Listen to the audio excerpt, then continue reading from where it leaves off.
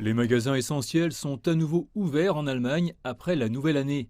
Mais les propriétaires de magasins non essentiels sont inquiets. Leur réouverture, prévue le 10 janvier, semble de plus en plus improbable car les nombres élevés de coronavirus persistent. La semaine dernière, l'Allemagne a signalé pour la première fois plus d'1 millier de décès en une journée, ce qui a incité le ministre de la Santé à faire allusion à une extension des restrictions actuelles. Je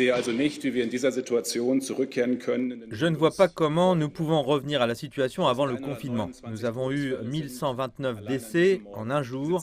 Ces chiffres montrent à quel point ce virus est brutal. Le nombre d'infections et les morts montrent aussi que nous sommes encore très loin de la normalité que nous espérons. Les chefs des 16 États fédéraux allemands rencontreront mardi la chancelière Angela Merkel pour évaluer la situation. Il était conseillé aux Allemands de rester à la maison autant que possible et d'éviter les voyages. Mais alors que les stations de ski sont fermées, de nombreuses familles sont encore allées à l'extérieur le jour du Nouvel An.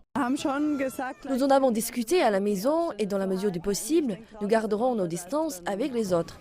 Nous allons bien au sein de notre propre famille et bien sûr, mais nous essayons de rester de 1,5 mètre à 2 mètres les uns des autres.